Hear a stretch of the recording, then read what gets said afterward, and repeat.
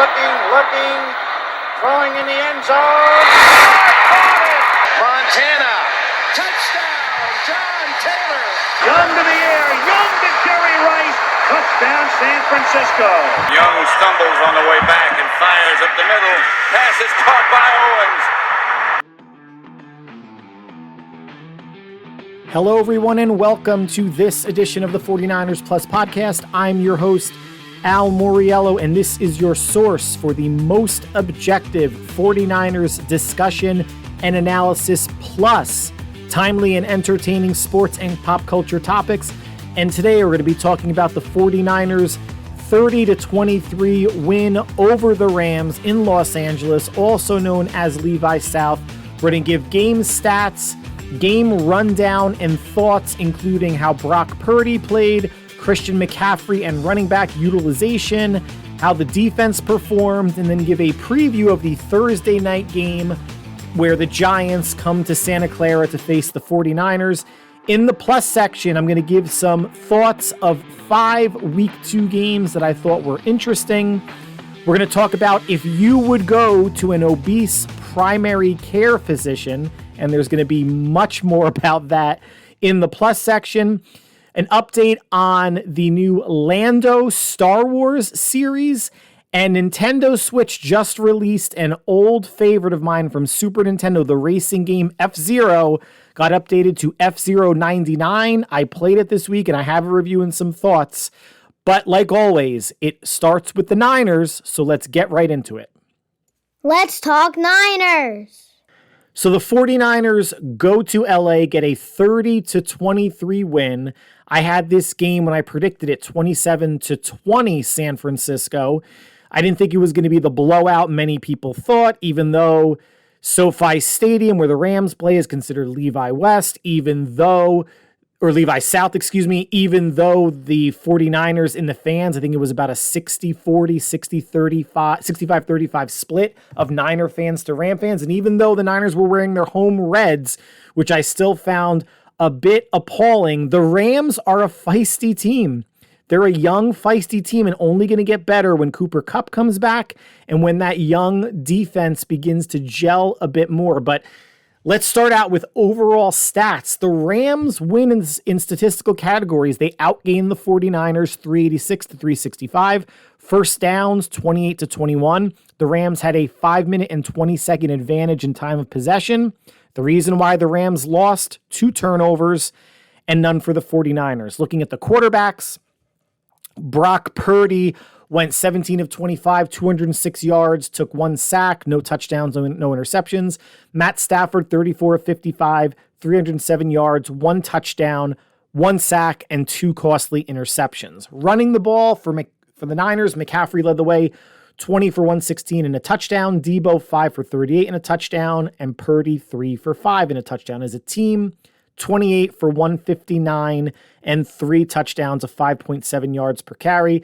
For the Rams, they were led by Kyren Williams, 14 for 52 and 1 score. And as a team, they ran 22 times for 89 yards and 1 touchdown, essentially 4 yards a carry. Receiving, Debo, 6 for 63, Juwan Jennings, 2 for 51, Brandon Ayuk, 3 for 43, George Kittle, 3 for 30, and Christian McCaffrey, 3 for 19. For the Rams, rookie sensation Puka Nacua, 15 for 147, Tutu Atwell, 7 for 77, and Kyren Williams, 6 for 48 and a score. On defense, the only sack came from linebacker Fred Warner on a blitz. The defense also did have 2 interceptions, Isaiah Oliver and Diamador Lenore, cornerbacks, with the interceptions. Now looking at, third downs, Niners couldn't get the Rams off the field, especially in the first half. The Rams didn't punt at all. They scored on their first 3 drives. For the game, the Rams were 7 of 14, 50% converting third downs. The Niners, 2 for 9.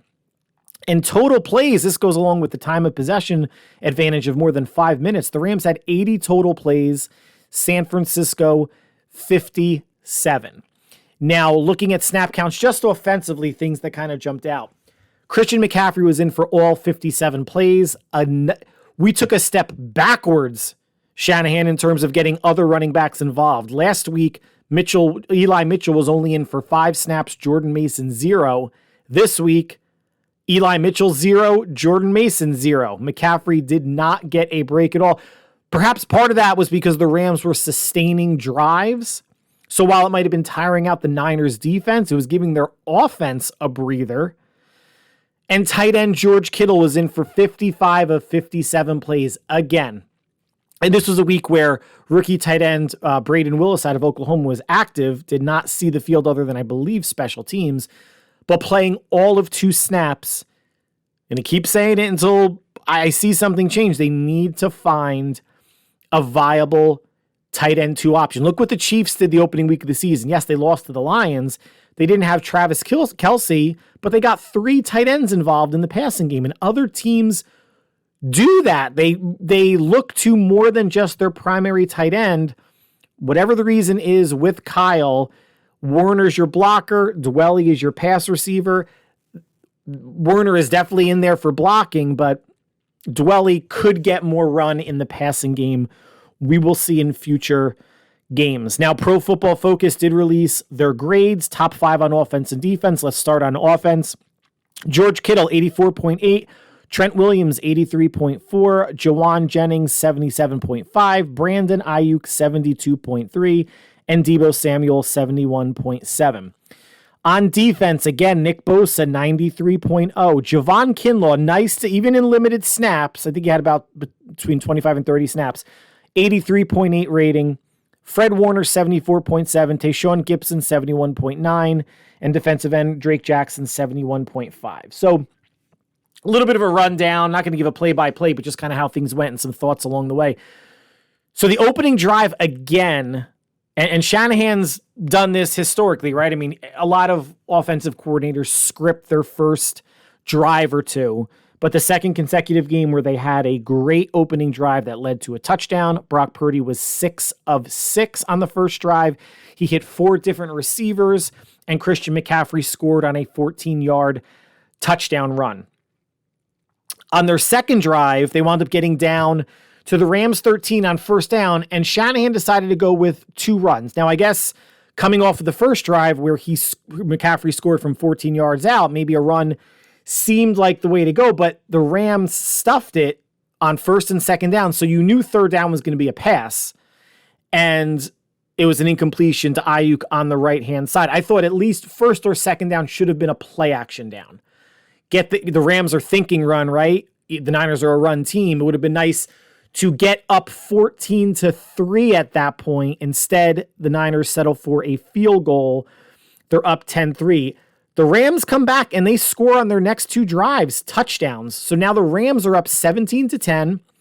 They kick off to the 49ers, goes into the end zone. The Niners start out at their own 25 with 1:45 left. You know that Kyle is not going to sit on the ball, and there's no reason for him to. How efficient Purdy has been in this first half, and looking back at the Steeler game as well. On that drive, Brock completes passes of 23, 9, and 20 yards, and eventually gets a pass interference call on the corner covering Deebo Samuel in the back left-hand corner of the end zone. So the ball is placed at the 1-yard line.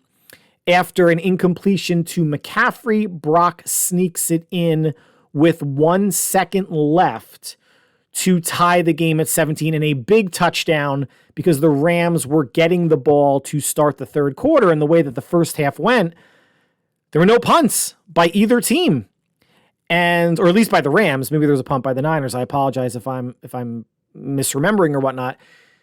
But the Rams went field goal, touchdown, touchdown. So you thought, all right, unless there's some major halftime adjustments, the Rams, this might turn into a track meet, and the Rams might be going down the field again. So down 17-10, even if the Rams had gone down and kicked a field goal to make it 20-10 early to mid-third quarter, you don't want to be down 2 scores. So big that the Niners can draw even at the half. Coming out in the second half, both defenses stiffen up. And one of the drives, Isaiah Oliver gets an interception in their own end. And that leads to a field goal to put the Niners up 20-17. On the Niners' next offensive drive, Brock completes passes of 16 yards to Deebo and 31 yards to Jennings down the left sideline.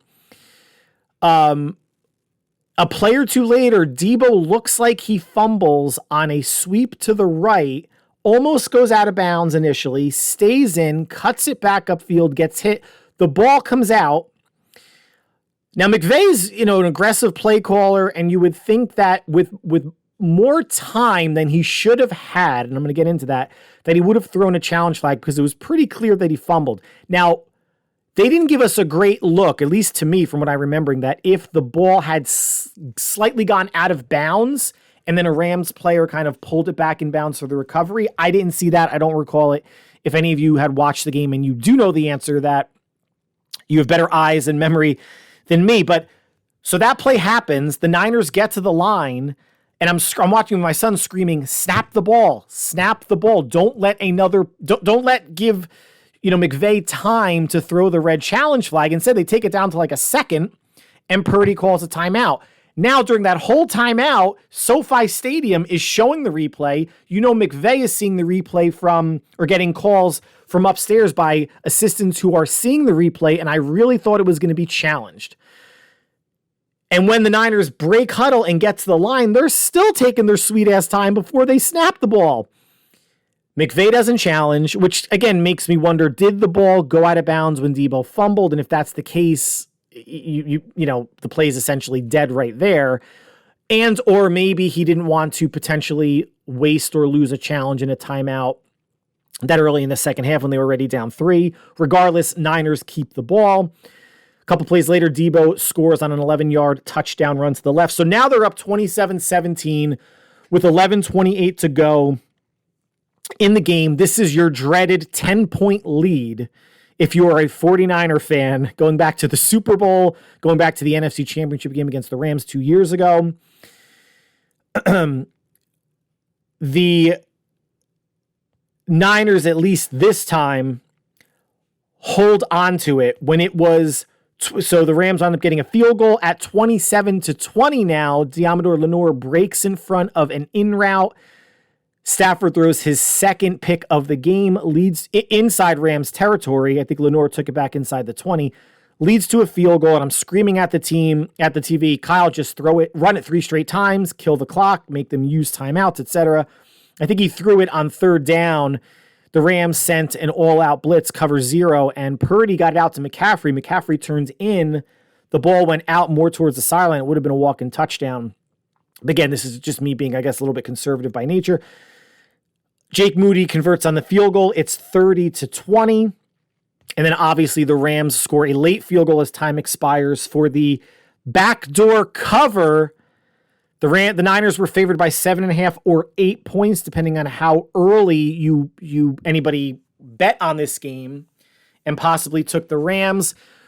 So the Rams cover 7.5 or 8. They lose by 7, 30-23. So this game, score-wise, played out right around where I thought it would be. The Rams are more impressive than people think. They manhandled Seattle. They were up on the Niners. They were moving the ball well.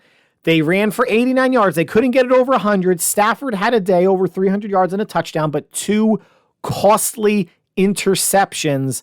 And the 49ers are 2-0 on top of the NFC West and get their first divisional win, and are 2-0 with 2 road games and are going home now for a 3-game homestand, which we're going to get into in a couple minutes. But some specific thoughts coming out of that game. So let's start with Brock Purdy. So Brock Purdy snaps his touchdown passing streak, at least in the regular season.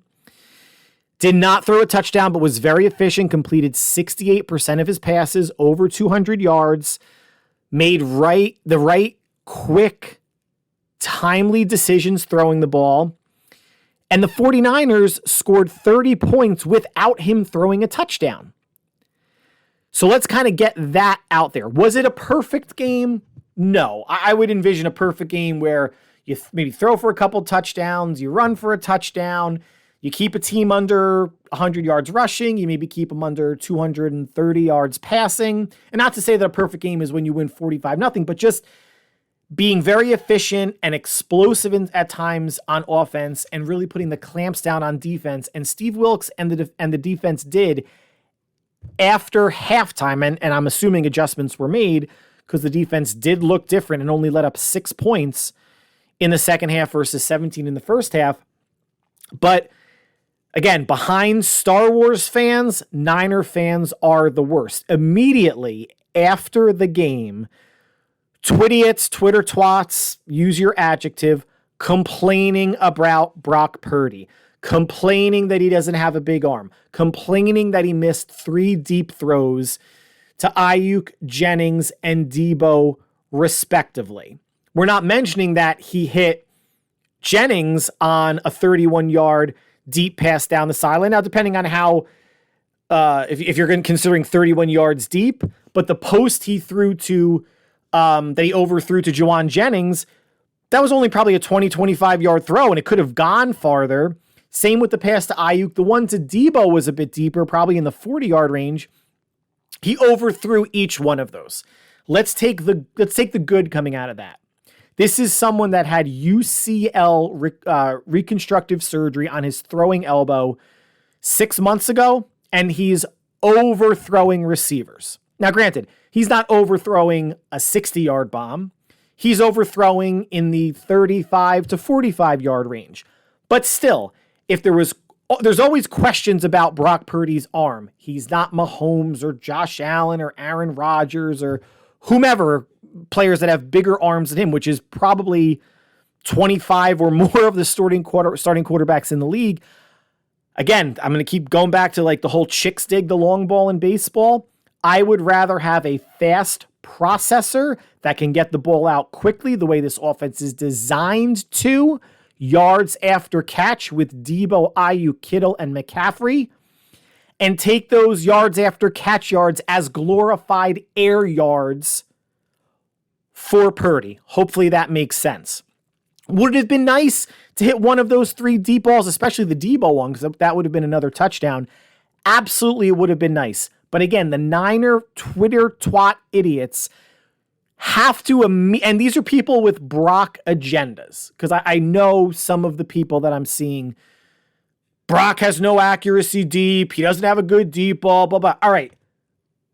Yeah, and Brock came out, and he was a stand-up guy after the game saying, I have to be better on the deep balls. And this is not a team like the Bills. Hey, guys, you like Josh Allen's deep balls week 1 against the Jets, where he threw 3 interceptions because he was forcing the ball deep? You know, that knife cuts both ways, but let's just not talk about that. We want to have the best of both worlds. We want Brock Purdy going 25 of 25 every game, hitting every pass imaginable because we're Niner fans, and we had Young and Montana, and then we had some Garcia and Kaepernick. And we demand quarterback excellence. Shut up. Quarterbacks are allowed to miss passes. Stafford missed a bunch. Stafford threw a bunch more than Purdy did, but Purdy was 68% completions. Stafford was 61 with 2 interceptions. Now, granted, the picks weren't his fault. The first one to Kyron Williams bounced off his hands, and then the second one, Lenore undercut, but the receiver didn't do any help drifting away from the pass. This is something that I'm stressing to my kids in flag football, that when you're running that in, you take it back to the quarterback. Let him see your chest, not the defender's chest, so he can make a clear throw to it. But those are balls the bounces and balls that went the Niners' way. And Brock did not put the ball at all in harm's way. There was not even an, ooh, he shouldn't have thrown that. None of that. Efficient. The deep ball stuff, because the Niners don't take many deep shots, yes, it's going to need to be something that he adds to the repertoire and gets more comfortable with. Let's be honest, though, this is not a deep throwing team. So in terms of the reps and practice frequency of him throwing deep, it's not there. It's not what this offense is. It will help. It'll totally keep teams more honest. But again, another 30-point showing. And forget the deep ball. He did not throw a touchdown. And they put up 30. And here's what's even more important. That end of the first half drive, I said it before, was so big.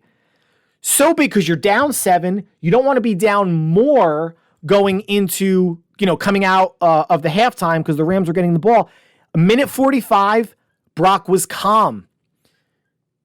Again, had some big passes of 23, 9, and 20 yards.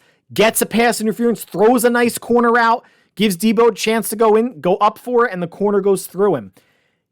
I want that type of quarterback, right? And we all want big, strong, fast, accurate, can process it. It's super rare that exists. Niner fans, we got a good one. Is the other shoe going to drop at some point? Is there going to be a bad game for Brock or multiple bad games? Yes. Even any quarterback has bad games. Is he going to lose a handful of games this year? Yes. He's undefeated in the regular season. Is that going to continue? No. But the good far outweighs the bad. Stop picking at the negative. It's almost like some of these fans on social media, they're like unhappy to be a Niner fan. You know what? Go jump on the Texans bandwagon. Go jump on the Colts bandwagon, the Cardinals, the Broncos, who are some other, the Jets where they are now without Aaron Rodgers. Guys, we got a good team here. We got a really good team and a good point guard. And you've heard, if you watch the game, Mark Sanchez say that because he recognizes what a good point guard looks like because he wasn't one with the Jets and the Eagles and whatever team he was on. He was trash. But he made a lot of money and now he's announcing, so good for him. But calm, processed well, got them into the end zone instead of settling for a field goal to tie the game. That is big-time quarterback play. I know you want the big-time arm. I know you guys want the big-time arm, or some of you guys. The big-time arm in terms of arm strength is not going to be there. Hopefully the deep accuracy improves. Brock understands it. He owned it. Chill out. Chill out, Niner fans. Now let's get to the running game where I think we can all agree on this. McCaffrey had another great game. Went over 100 yards, broke a long run, had a touchdown. 22 carries last week, 20 carries this week. I did the math for everybody last week. If McCaffrey gets 20 carries a game, he's on pace for 340 for the year. No. That is not good. No other running back, not only did no other running back have a carry, no other running back saw the field. What the hell is that? Now, I know we can't use the excuse that, the game was never out of reach where you could take McCaffrey out and put somebody else in, but Shanahan, are you that skittish that you're worried about Eli Mitchell fumbling or Jordan Mason fumbling to give, McCaffrey maybe a breather on a drive? And if it's true that Anthony Lynn, the running back coach, has been working with the running backs in terms of catching passes throughout training camp, they're not just one-trick ponies anymore, right? They should be able to go out into the pattern.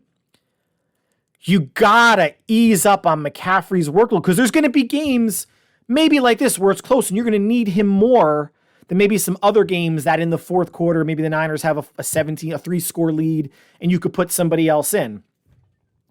But I don't know if there was another game this week, and I didn't have the time to look it up, but I'm just thinking about it now, where a team had no other running back see the field, forget about getting a carry, just be in on a play other than the San Francisco 49ers. Whoever's responsible for that, Shanahan, Anthony Lynn, whomever, get some sort of a rotation. Again, now you're on a short week against the Giants, right? I don't want to see McCaffrey getting 20 carries against the Giants, maybe in the 15 range, and maybe because you're on a short week, maybe now it's going to force Mitchell to come into the game. It's going to force Jordan Mason to come into the game. You don't want wear and tear to be the reason why McCaffrey misses a couple games, because then if Shanahan's in love, if McCaffrey is the new Kirk Cousins bromance, you don't want to wear him down where he gets hurt, and now you're without one of your favorite weapons and have to figure it out at the running back position. He can get hurt on any play. I get it, guys. But the more he's in there, the higher the probability of an injury happening. Now, let's switch it to the defense. Did not look good in the first half, right? Rams had 3 possessions, let up 3 scores, field goal, touchdown, 17 points. Rams did not punt in the first half. Let up 6 points only in the second half. Rams punted twice and 1 turnover on downs. The interceptions came in the second half. Isaiah Oliver's pick was huge because it came in San Francisco territory. So the Rams, I think it was a tie game, or 20-17 San Francisco. So they're in field goal range. And the ball goes off Kyron Williams' hands. Isaiah Oliver with the one-handed interception to save points and get their first big takeaway. And the Lenore interception came at 27-20, so it's still a one-score game, but they were able to shut that down and get the field goal to go up 2 scores. Linebacker, Fred Warner had a really good game, the only sack for the team. Dre Greenlaw had his usual bonehead moron too aggressive play where a receiver is clearly wrapped up in the backfield. I think it was on like an end around or a jet sweep. Hufunga's there, Greenlaw's there, the forward momentum is stopped, and it didn't look terrible, but, even watching it, it was like, you could see just Greenlaw getting too into it, too aggressive. And I know as a football player, especially defense, you want to be on that fine line of, aggressive but not crazy. Dre Greenlaw has this history of just being a dick and getting personal fouls. There's no good time to get a personal foul unless you're up 35-0. But he just gets them at times where that would have been like a 5-yard loss. Instead, it's a net 20, right? Because the 5-yard loss is negated plus 15 more yards. Someone's got to take him aside and be like, dude, play high energy, play excited, but don't be an asshole. Like all this after the whistle shit. And I'm sure it's hard to hear the whistle. I'm not going to say it's not, but it's become a trend. We've seen this for years with him. Fortunately, it didn't hurt the 49ers this game, but there could be a game that it does. Now, the D-line, after Drake Jackson had 3 sacks, Hargrave had 1, and Hyder had 1, so 5 sacks by the D-line against Pittsburgh. The D-line had no sacks against the Rams, and it's not like the Rams have a world-beater line, and their starting right guard, Joe Noteboom, left early with an injury. Bosa was getting pressure. They were getting there. They were affecting some of Stafford's throws, but I would say for the majority of the game, Stafford looked pretty comfortable. The D-line, and they go deep. I think they have 9 active, and Kalia Davis, again, D-tackle, was an inactive this game. But they didn't get home against a Rams team where you thought protection might be a problem. We'll see how they do against the Giants this week. And, lastly, cornerbacks. For the first half, they were playing off coverage quite a bit. And when they do that, they're generally playing zone, or you could play off coverage man. And by off coverage, I mean, 7 to 8 yards off the line of scrimmage. And McVay and the Rams and Stafford were taking the short stuff. The Niners were content with keeping things in front of them. Nakua has some speed. Tutu Atwell certainly has some speed. Tight end Tyler Higbee, not so much. And there's no Cooper Kupp. So you would think that the Niners corners would challenge the Rams receivers more. That wasn't the case in the first half. And, I'm not saying that, play bump and run all game. No, if you're playing zone, you're generally going to be off receivers, right? You're going to want them to come to you so you could see which way so you can get a better feel for how they're breaking on their routes and where you have to drift to in your zone. But the other thing is, this might be a chicken or an egg thing. Was the ball coming out of Stafford's hand quickly because the Niners were playing off coverage? Or was the ball coming out of Stafford's hand quickly, therefore adjust your off coverage and again, I'm not saying bump and run, but you don't have to be a yard off the receiver and you don't have to be 8 yards off the receiver. Split the difference. How about 4 yards? And I know that when you get up on a receiver, it's going to be maybe tougher. It could be tougher to guard from crossing routes because Nakua probably got like 4 or 5 receptions on that alone. And it was usually Ward or Lenore that was trailing. So listen, I get it. I'm not Steve Wilkes. I've never been a defensive coordinator, but I think in the second half, the Niners went to a little bit more man. They started blitzing. And then when you're blitzing, you could play man or you could play zone behind it because the pass rush wasn't getting there. And that started disrupting the timing on things. But I think, Lenore is not a speed merchant. Samuel Womack is hurt. He's on IR for at least the next 4 or 5 weeks. Oliver's in, Ambry Thomas. So, maybe Wilkes doesn't feel like he has corners that can run with speed receivers, but they're going to see more speed receivers this year. They have to figure that out.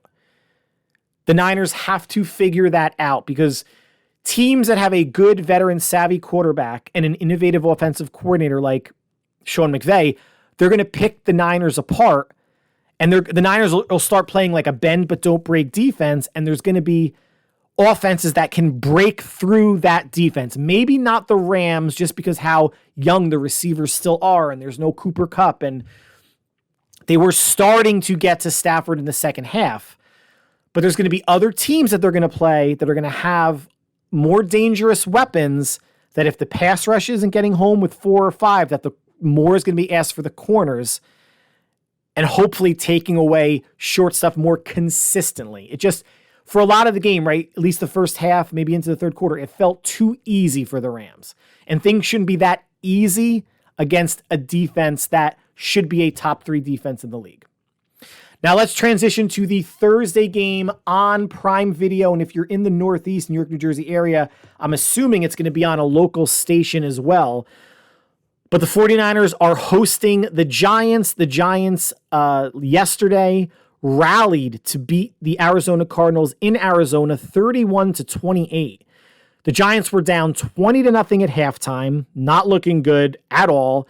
They were down 28-7 with 9:34 left in the third quarter, and the Giants went on to score their next 4 possessions, touchdown, touchdown, touchdown, and game-winning field goal, holding the Cardinals to 3 punts along the way and 2 3-and-outs to get the victory. Daniel Jones, quarterback for the Giants, went for 321 yards and 2 touchdowns. With an interception, he had 9 rushes for 59 yards and a touchdown. Saquon Barkley, running back, 17 for 63 yards and a touchdown. As a team, they ran for 22 times, I believe, for 127 yards and 2 touchdowns, a 4.7 average. The Cardinals came to play. The Cardinals were game last week against the Commanders. They were game this week against the Giants. They could not sustain a drive as the Giants were coming back, and they couldn't get the Giants off the field. So credit to Brian Daboll and the coaching staff for making their halftime adjustments, even with the Cardinals coming out in the third quarter and putting 8 more points up. It's not like the Cardinals got shut out in the second half. It was 20-7. They got it back up to 28-7, and then the Giants put the clamps on defensively. But Cardinals quarterback Josh Dobbs, 21 of 31, 228 yards and a touchdown. He was not sacked at all by the Giants. Running back James Conner, 23 for 106 and 1 touchdown. As a team, the Cardinals ran 29 times for 151 yards and 2 touchdowns, a 5.2 yard per carry average. Now, injuries across the board for both teams. For the Niners, Brandon Ayuk was dealing with some sort of a shoulder issue throughout the Ram game. Short turnaround. We'll see how his shoulder is going to respond. I anticipate he's going to play. Ambry Thomas, I think, started the game, came out, got benched, came back in sub packages and aggravated his knee, which is big. You know, even though Ambry Thomas is no great shakes to me, Samuel Womack is already on IR. So if they're losing another cornerback from their initial 53-man roster, they're going to have to elevate, whether it's Trace Swilling again and maybe a Quantrez Knight for this Thursday game against the Giants. For the Giants, it's worse. Running back Saquon Barkley left the game with an ankle injury.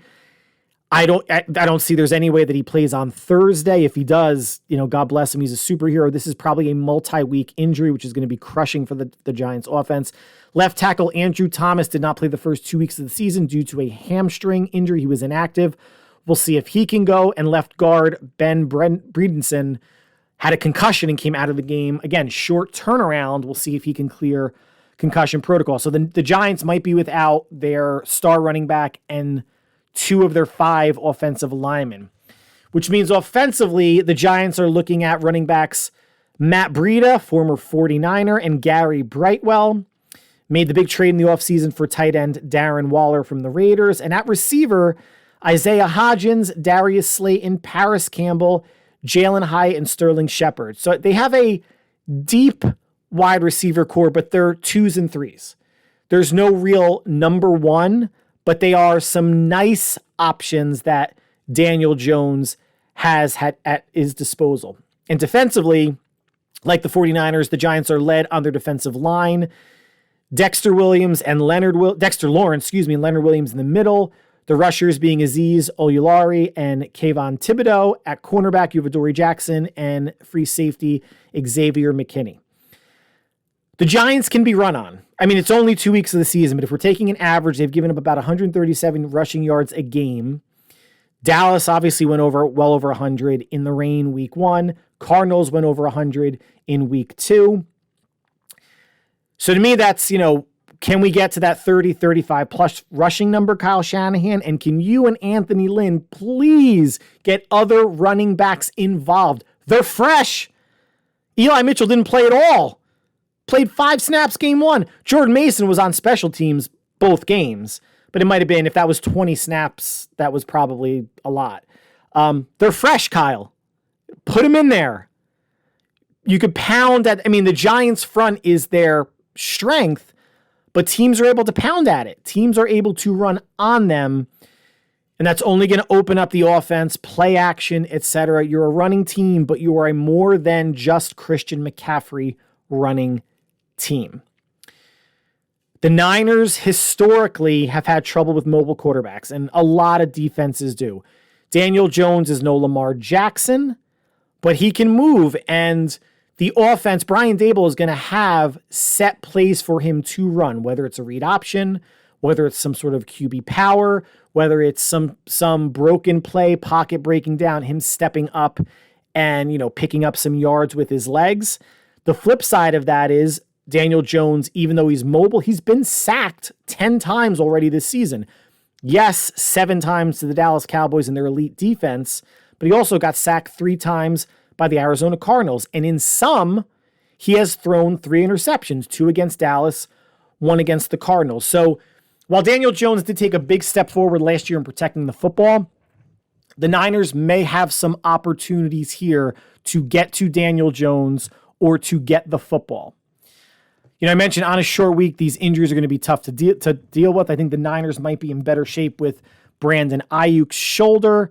Ambry Thomas, we'll see if it's a knee. They can, obviously elevate cornerbacks off their practice squad. So I think they're in better shape. It looks like right now, I haven't heard anything new on Saquon Barkley, than the Giants are from an injury standpoint. And I think the way that, injuries are going to have an impact on this game. If Barkley is out, that's going to have a major impact on this game. Daniel Jones' record, and I don't have it handy, but I've seen, I know it's much worse with Saquon Barkley out of the lineup than when he plays.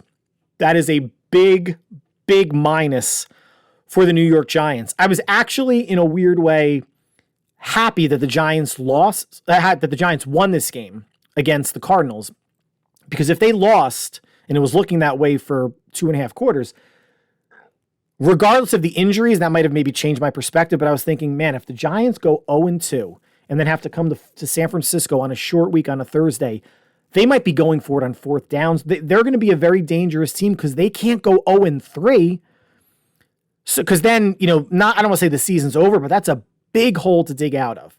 So I feel like the Giants are less dangerous as a 1-1 team than they are as an 0-2 team, if that makes sense. Now, the injuries, potentially 2 O-linemen, and more than likely Saquon Barkley, helps the 49ers cause in terms of maybe the Giants wanting to play some ball control and obviously having such a dual threat like Barkley coming out of the backfield.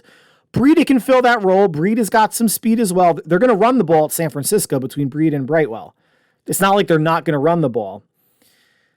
But I think if San Francisco can bottle that up and make the Giants, much like any team, one-dimensional and beat them and be efficient on offense, limit the turnovers. No turnovers would be ideal. Run the ball 30 to 35 times, preferably less than 20 for McCaffrey. I think this is a game that and I checked the weather. There's no rain in Santa Clara. It's going to be a nice week all week out there.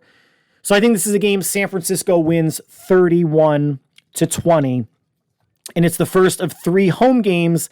The Giants on Thursday, next, the following week, the Cardinals, and then the following week, a Sunday night game. Big matchup early in the season against the Dallas Cowboys. So that concludes the 49ers section of the podcast. Stick with us in the plus section coming up. We're going to be talking 5 week 2 games that caught my eye.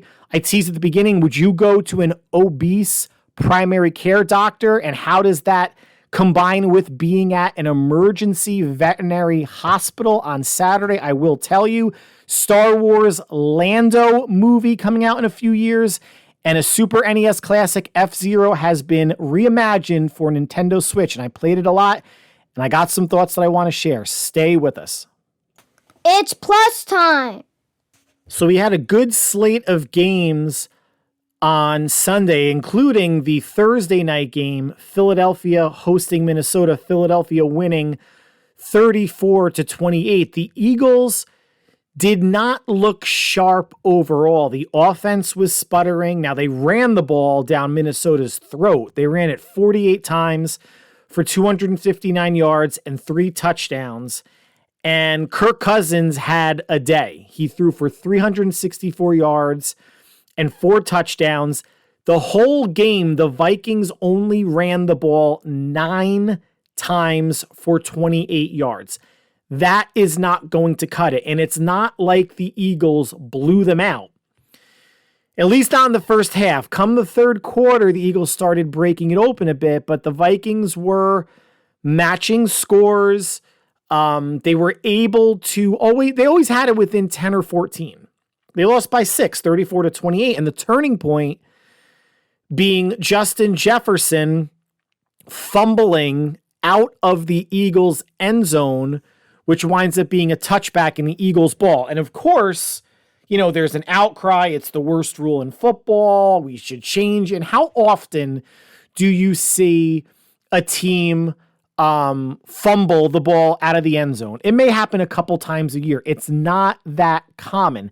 That was a game-changing play for the Vikings. That was a 7-point swing. Not to say that they would have won 35-34 if you just add a touchdown to it, because who knows how the rest of the game plays out. But they would have been they would have taken the lead at that point, I believe. Now we're going back 3 days and my memory is garbage. But as the game progressed, they would have been within closer striking distance, a 1-score striking distance, instead of getting down at 2 scores at times. I don't think you need to change this rule of fumbling out of the end zone, because everything is so geared towards the offense that if you screw up and you fumble, it's essentially a turnover, right? You're giving it back to the other team. I could see perhaps when the ball is fumbled, you get it at the 20-yard line, and it's a loss of down also. So you retain possession. If we're going to keep that whole touchback idea in play, taking it out to the 20, cool. Offensive team, you keep it at the 20, treat it like a loss of down, similar to intentional grounding. That will be the extent I would go. Otherwise, I don't think it's that big of a deal, because it doesn't happen that often. And receivers, you know, Jefferson was, stretching the ball out, then he lost control of it, trying to reach the pylon, especially at the end of the first half, right? It's more important to secure the ball, make sure you have the ball. And if you're going out at the 2 or the 1 or the 3-yard line, wherever he was, however close he was, just make sure you're not sacrificing the ball to try to score when you're in prime position to score. And again, it's not like it happens even 20% of the time someone's reaching for the pylon. I'm sure it's less than that. It's probably less than 10%, 7%. But of course, when, something happens, it doesn't go a team's way, there's an outcry of changing the rule, but, I generally don't see it. Game number 2, Atlanta coming back to shock the Packers 25-24. Green Bay was up 24-12 going into the fourth quarter. Jordan Love had another 3-touchdown game, no interceptions. He only threw for 151 yards. Atlanta is a running team. They did it again this week behind Bijan Robinson and Tyler Algier.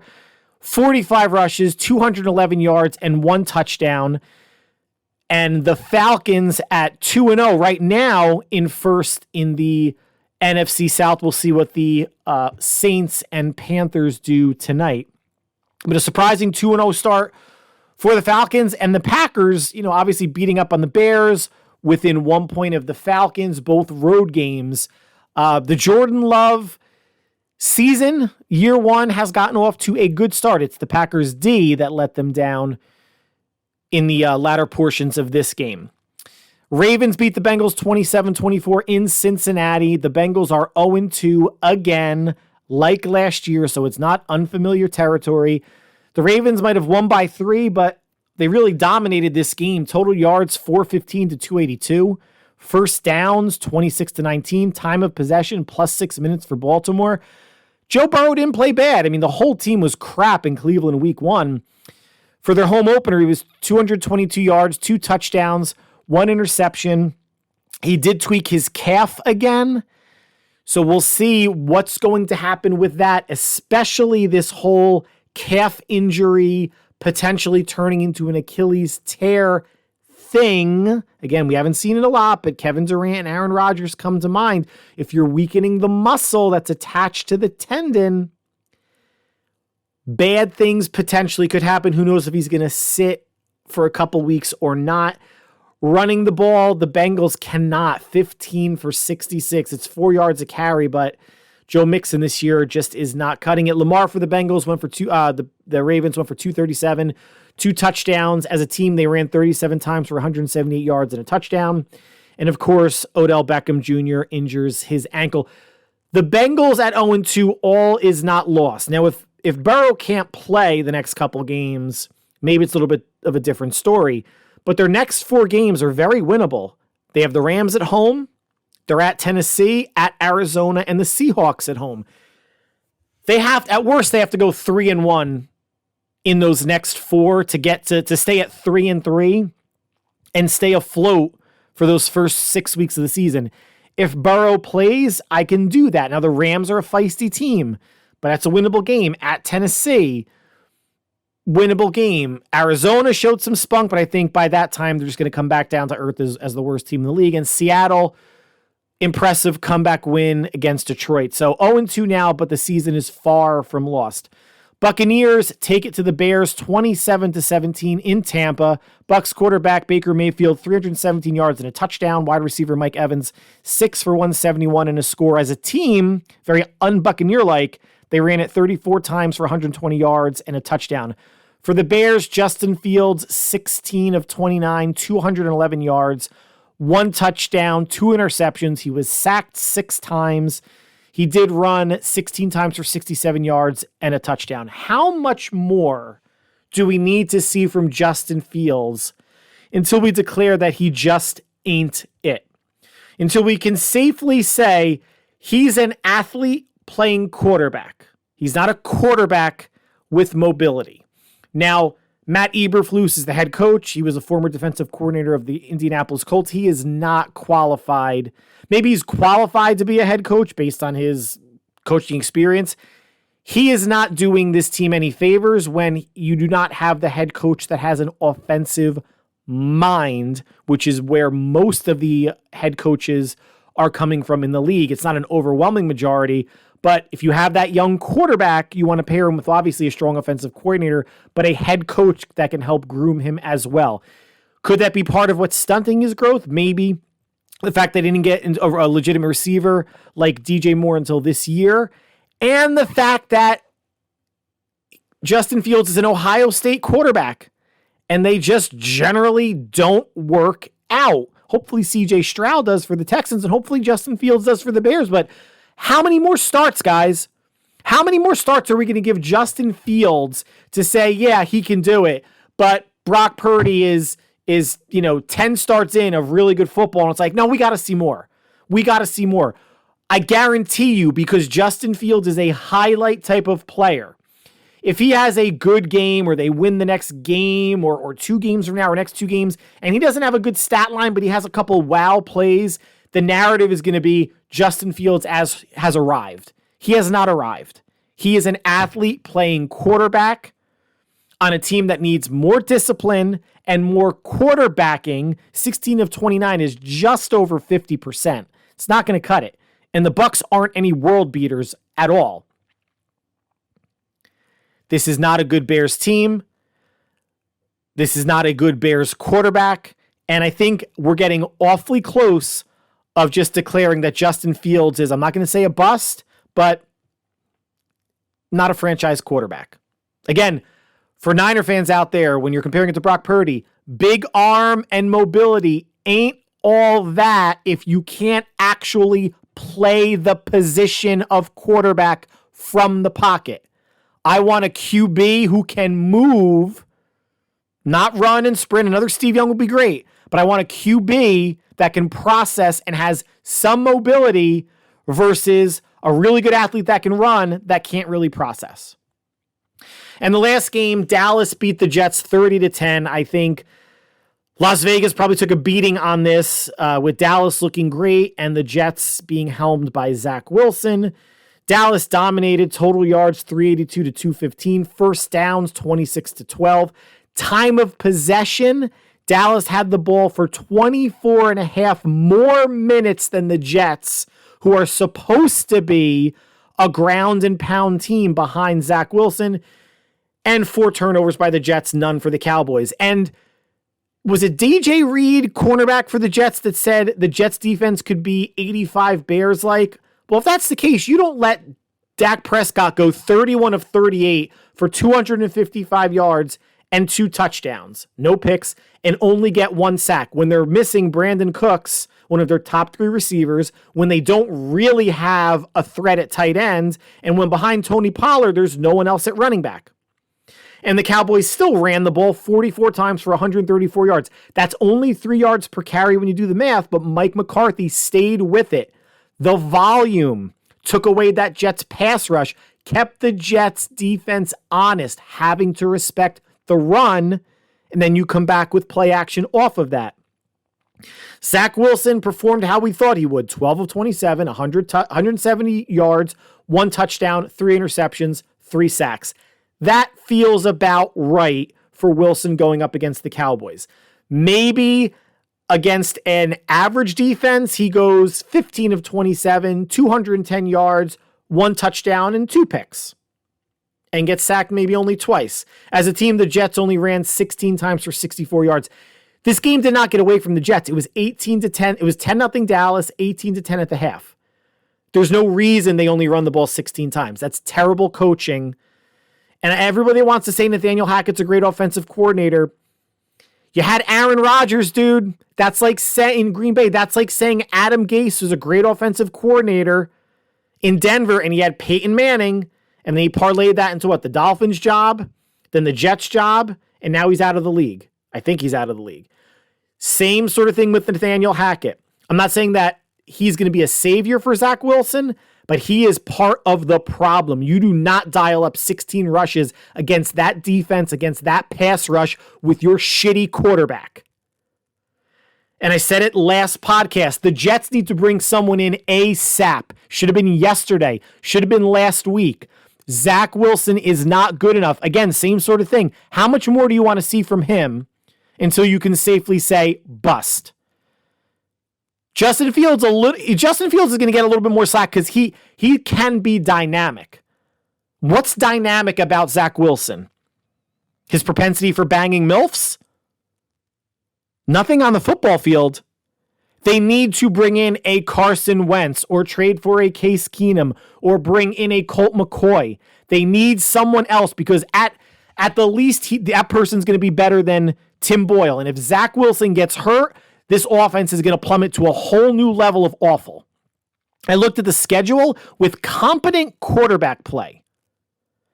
This is a team that can win 8 or 9 more games. I can see them going 9-8 or 10-7. And then if Aaron Rodgers, stating to the media that he had Achilles surgery, similar internal brace procedure, and that Brock Purdy had to his elbow, that's going to accelerate recovery, and he could be ready in January if the Jets make the playoffs. If this continues, they are not making the playoffs, obviously.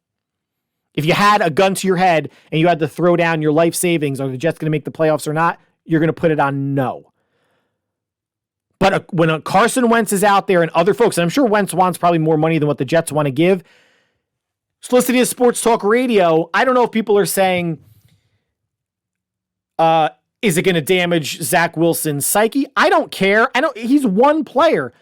This was a win now team. And if Carson Wentz can get them to a playoff-ish team and then Rodgers can come in and take him to a wild card game, that's such a blue sky, rosy scenario. But you have to pursue it if you're Robert Saleh. I think this is tantamount to someone needing to be fired, him or Joe Douglas, if they do not bring a quarterback in as soon as possible. Is that quarterback going to be ready for 4 weeks? No, they're going to be literally inactive, or the inactive third quarterback that would come in if Wilson and Tim Boyle get hurt. But as the weeks go on and that quarterback, whoever it is, gets more comfortable, he will leapfrog Tim Boyle, undoubtedly. And if Zach Wilson still keeps playing like warmed over garbage, at least you can yank Wilson, put this other veteran quarterback in, and feel like maybe it's a step up. Because if you go to Tim Boyle at any point, it is not a step up. Jets, for your fans, for the Northeast, for the mouth breathers that call into WFAN or ESPN radio, get another quarterback in. It is criminal and insane if you do not do that. Now, we're passionate about the Jets. Not that I want to see them do good, but come on, man. It's obvious to all of us this quarterback situation isn't working.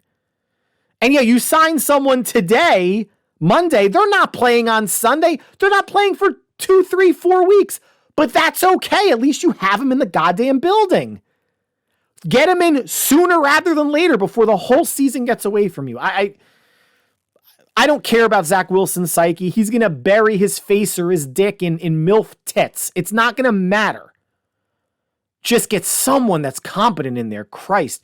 So let's, talk to, I teased at the outset, would you go to an obese primary care physician? And I thought that was a bit more, wasn't meant to sound mean, a bit more of a compelling tease than talking about spending 6 hours in a veterinary hospital on Saturday.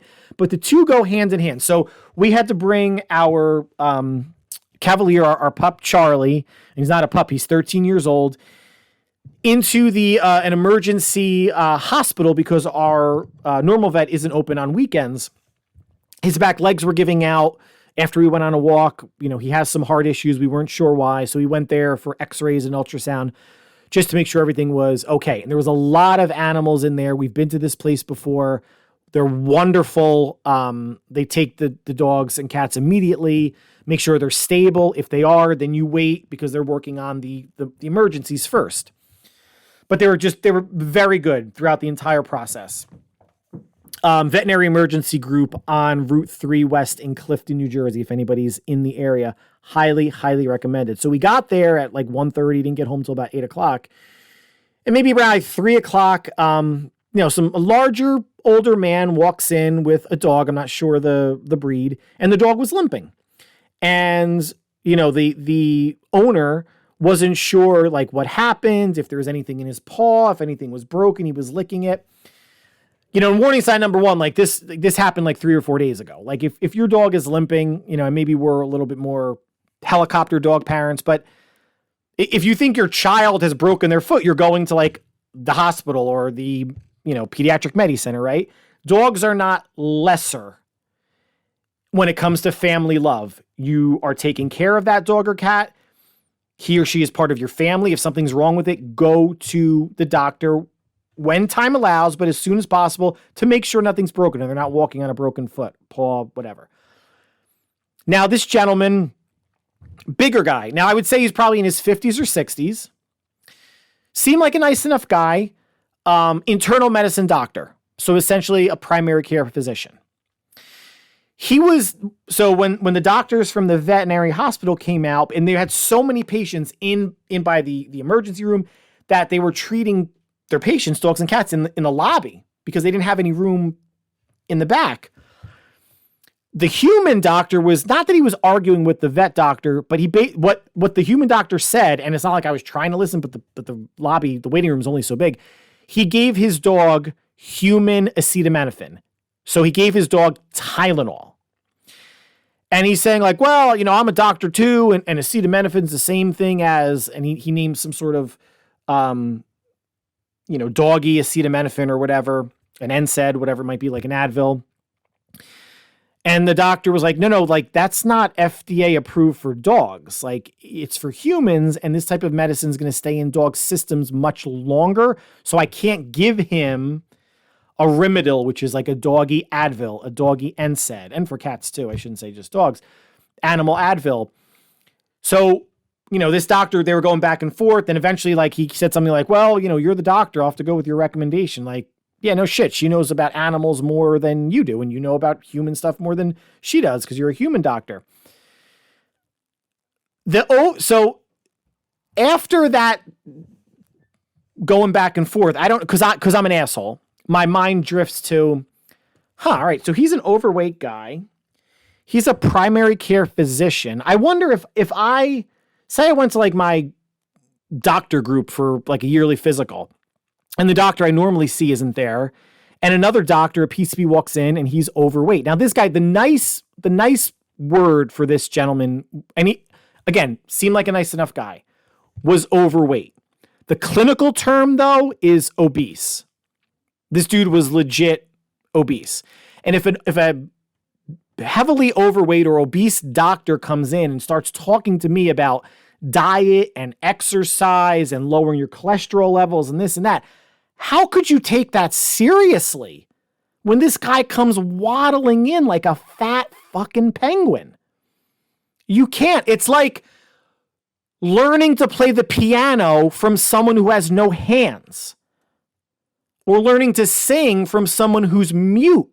And I'm not trying to be mean, but that just ain't working for me. Now, not that I felt bad thinking about that, because like I said, I'm an asshole and I think of assholic stuff, but it's assholic, but it's rational, right? It kind of makes sense. And if you want to disagree, that's okay. I'll never know because you'll never tell me, unless any of my friends are listening to this podcast and are like, Al, you're an asshole. And my response is, yeah, you've known me for 20 something years. Of course I am. So the dog was given something to relax because the doctor and one of the nurses or helpers came out and had to shave the paw to see if there was anything embedded. And the dog was fighting it. So they had to give the dog something to relax the dog. Everything, I guess, wound up being okay. There was nothing in the paw. They wound up going home with an antibiotic and I think like a doggy Advil, but couldn't take that for a day or two until the human Tylenol got out of the dog's system.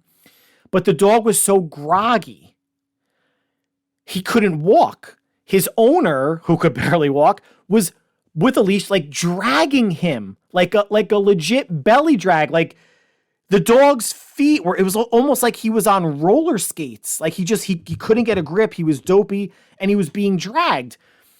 He gets to the front desk and now they're like in front of me by maybe 7 or 8 feet. And he's paying and he's still kind of like pulling at the dog, and I forget what the dog's name was. I think Chester. And kept pulling. And I was actually leaning forward and about to get up because I was going to say, excuse me, sir, can I help you? Do you want me to pick up your dog? Because he's having trouble walking. I can put him in your car. Because this guy made no move of picking up the dog. Like, it's probably been a good decade since this guy's seen his toes, right? So there was no way he was getting down there to scoop up probably a 30, 35, 40-pound dog. Small dog, but, would have been difficult. As I'm getting up, the dog pees.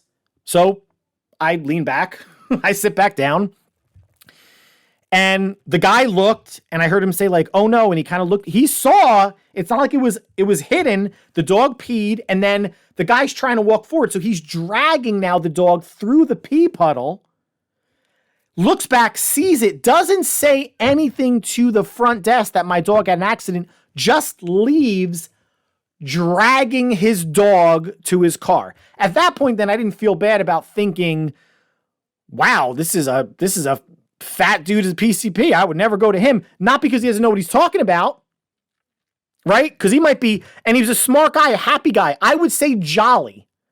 And jolly is a funny word. Because when you think of jolly, you think of Santa Claus. You think of like overweight guys. You would never call a svelte person jolly, no matter how happy and gregarious they are. You just wouldn't. But I didn't feel bad thinking that after I saw a little bit of how he treated the doctor. It wasn't rude, but you could tell it was just like, I'm a doctor too, and I'm a god, so I'm not going to believe you. And then how he treated his dog and whether he couldn't physically get down to pick him up. But at that point, maybe you ask one of the people working at the hospital, would you mind picking up my dog? I can't, he's not able to walk. No thought about that. Just went to full on drag.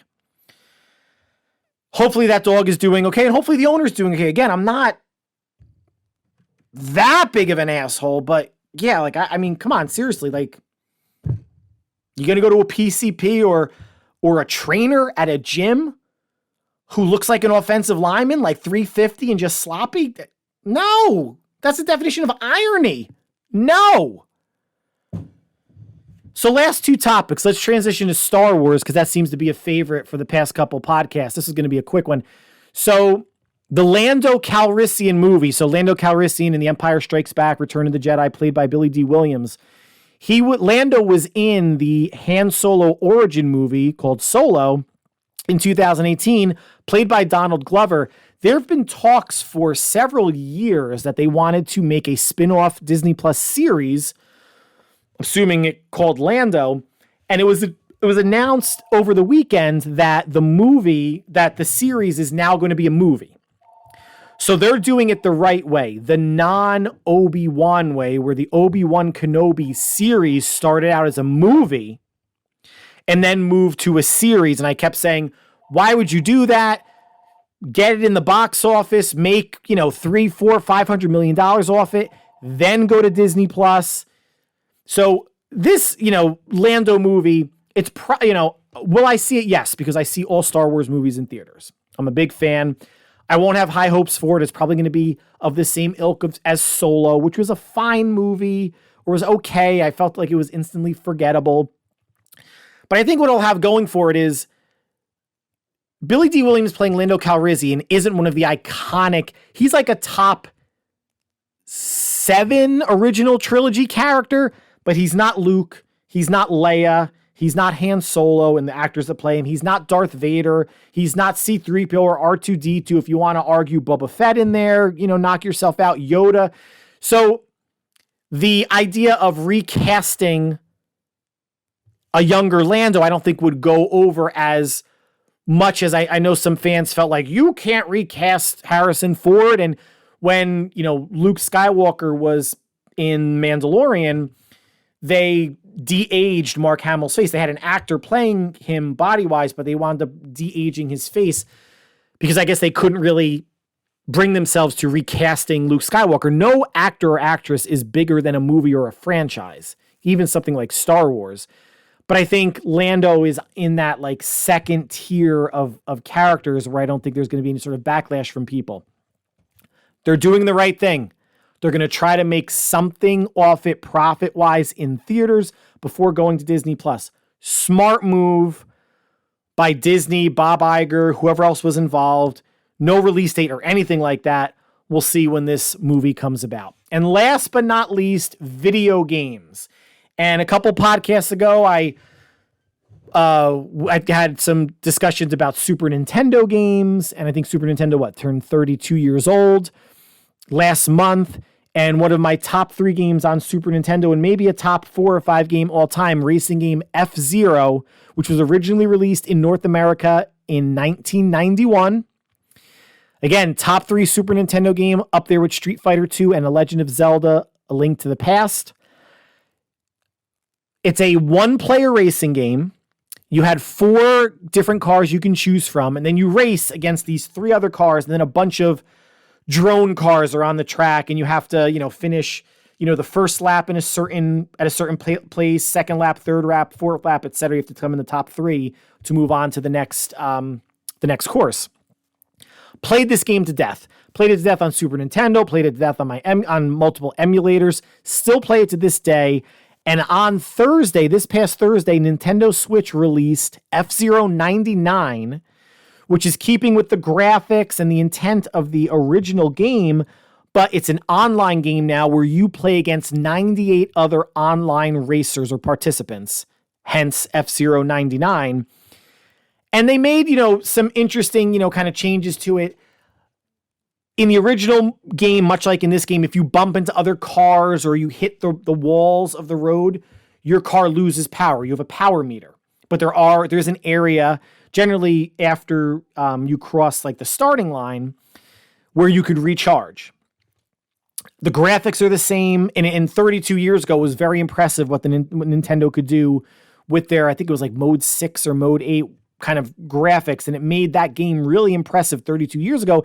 And it's still impressive today, and just nostalgia just kind of the enjoyment that a lot of us have for those 16-bit sprites and graphics. It holds up and plays really well. And the franchise of F-Zero has other releases on Nintendo 64, GameCube, and multiple on Game Boy Advance, which is handheld.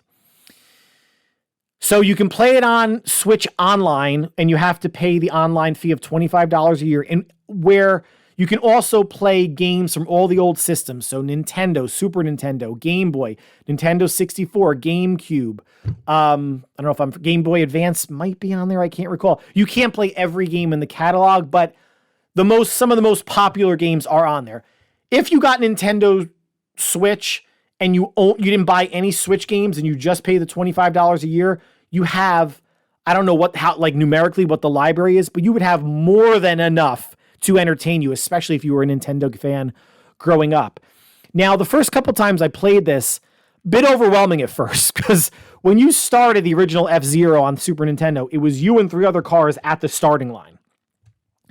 Once the race started, other smaller drone cars would enter the mix that you'd have to navigate, and some of them counted in terms of your standing, if you were in first place, 3rd, 5th, 10th, whatever. Some didn't.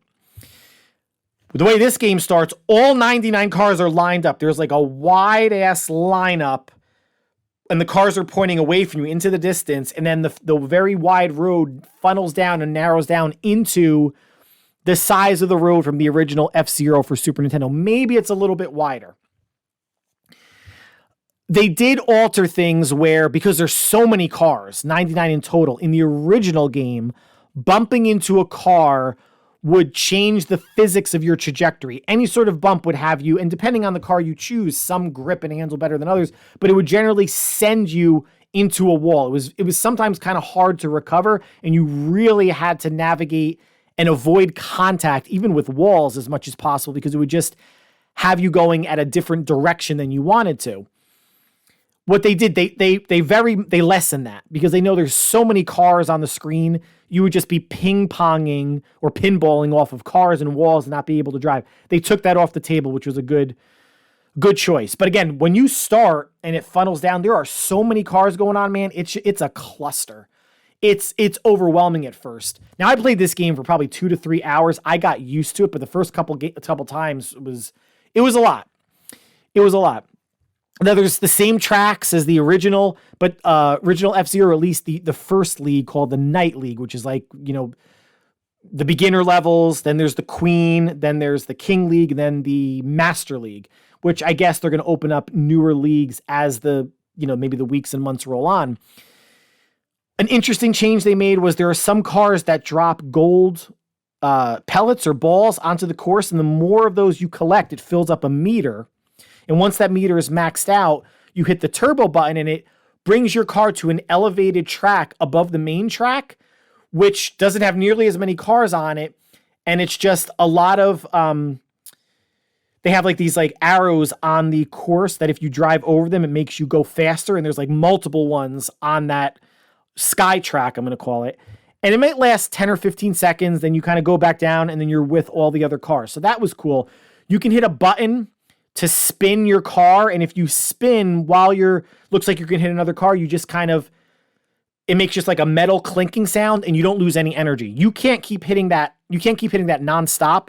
You need to take a couple seconds to recharge, but it's a nice thing to have when cars are clustering together, that you can use. And it took me a little while to realize that that's what it was used for. And now speed boosts, not the arrows on the course, but the speed boosts that you could, in the original F-Zero, every time you completed a lap, you would get a speed boost. And it would last for, depending on the car, maybe 7, 10, 12, 15 seconds. Now you don't get them whenever you finish a lap. You can use it whenever you want, but it drains your energy, which I think is a nice compromise. And you have to be strategic now when you can use it, because if your energy meter depletes, your car explodes, you're done. You rank out, you don't come back, you are done with that race. Or I think this might be I don't know if it's a 4 or 5 lap race, but the first lap, there's 99 cars, you have to finish in the top 90. Then I think you have to finish in the top 85 or 80, then the top 70. And then ultimately, as long as you finish, I think within the top 60 or 70 or something like that, you're good. But if you finish below that in any one of the laps, you're done. So that's how you can explode and you're done, or you can rank out and then you're done. There's obviously a leaderboard the more that you play. When you're playing the online version, but not in this like tournament, which I'll get to, the more you not necessarily win a race, but the better that you do ranking, say top 20, top 30, top 50, they also have you graded in terms of how well you're doing. So you start out as a C-. I think I'm at a B- now. And they put 4 other cars that are the same grade as you. I'm a B- now. And as long as you beat at least one of those like graded cars that are considered your rivals, your grade meter will increase. And once you max out the meter, I'll go from a B+ to a B. And then once I max out that meter again, I'll go from a B to a B+. And I will keep being paired with cars with rivals that are the same letter grade as I am. If you say explode and all 4 of your rivals beat you, then they take energy away from your grade meter. So that's another cool kind of thing that they're doing. And obviously it's addictive because you want to race more. And I haven't won a race yet. I haven't come in first. I think the best I've come is like 27. Still getting used to this. But it keeps you wanting to race in the online, but kind of non-Grand Prix circuit of F-Zero to get better and to move up the leaderboard and better your grade. As you do better with that and as you get more points, you get tickets. And you need 3 tickets to join an online Grand Prix race. And Grand Prix is the wrong term, but I'm just going to use it. And that's basically a circuit or a series of 5 races that it's essentially the night league, the beginner league in the original F-Zero. You start with Mute City, and then I think Big Blue is next, and I forget what the third one is, etc. But those are the 5 races that you're going to race against. You're going to start off with 99 people. I think the first race, they take like the top 80. Then if you win that and you get to race 2, as long as you can stay above the cut each lap, and then you finish in the top 70, I'm just making these numbers up, then you go to race 3. Then if you do well enough, you go to race 4 and race 5. I've only gotten to race 3. Again, I'm still getting used to which car I like to use. The one I've always used in the original F-Zero, I don't think is best in this version. So I'm getting used to another car now, because you're weighing how quickly it can get to top speed versus how much damage can it sustain, versus how quickly can it regenerate its energy or power when you need it. And of the 4 cars, they all have different attributes. The one I used to like, and how well it grips also, because you don't want to be slipping and sliding all over. At least I'm not one that wants to be slipping and sliding all over the course. There's customizations. The more you play, you can, give your car different colors, different stripes. Like I said, I spent a couple hours playing this, over the weekend. I'm probably going to play it once I'm done recording and have this podcast posted. It's one of my favorite games all time. I've waited 32 years. I don't want to say I've waited 32 years for this, because there's been other F-Zero games that have come out.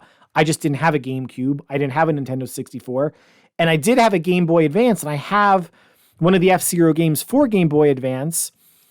But it's just not the same. I just always go back to the original, and I wish that game was 2-player. I wish, as nice as this 99 cars to start on the course is, it would be nice if they just had options of like maybe 10 to 20 racers. Or I know you don't want to do it with just 4, because that defeats the purpose of having like an online system. You want to get a lot of people playing together at the same time.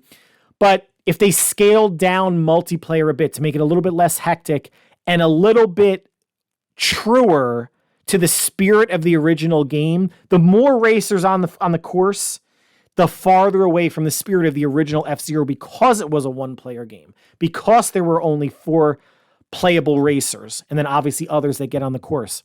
Still, fun game. I tell you, I'm going to be playing it a ton. And I'm not one of those, I'm going to keep playing it because of the leaderboard thing and improve my grade. That goes along with it. But this is just a fun-ass game that I have a Super Nintendo Mini that I've played F-Zero on, a bunch and introduced my kids to it. I think it's a little too hard for them. Old school games are hard. They don't give you infinite lives like games nowadays do, whether you're playing Switch or PS5. It's hard to die in a game nowadays, especially if it's an action game, a Zelda type of thing. Mario, they give you every chance in the world. And you know what? It's a game, right? It shouldn't be stressful. How many of us growing up on Nintendo, like games like Teenage Mutant Ninja Turtles, Contra, if you didn't use the cheat, Battletoads, that we would, throw controllers. The game's unfair. The game's cheating. It's too hard. Kids don't have that. But you know what? That's okay. If you're playing video games, it's a break from reality. Video games shouldn't be a slog. It shouldn't feel like it's an immense brain teaser. Now, maybe something like a Zelda or games that have, puzzles that you're trying to figure out. Okay, cool. But, an end boss shouldn't be so difficult that you're dying 30 times until you figure out a way to beat them. And some games allow you to adjust the difficulty level, right? But playing video games should be a fun, not relaxing, but just a fun escape. It shouldn't be another thing in life that's going to kick your ass, because we got plenty of those, right? Between jobs, spouses, kids, relatives, neighbors, friends, enemies. But I don't need something else that's going to shit on me. If I want to play a game, I want to do it. I want to have fun. And I'm never going to get upset if I don't come in the top 10 in this F-Zero 99. I just want to, I don't want to totally lose right off the jump. And that still won't bother me because I want to get better at it. But just to have a bit more of a carefree gaming experience, and that's what the new generations of gaming has done for kids. And I'm okay with that.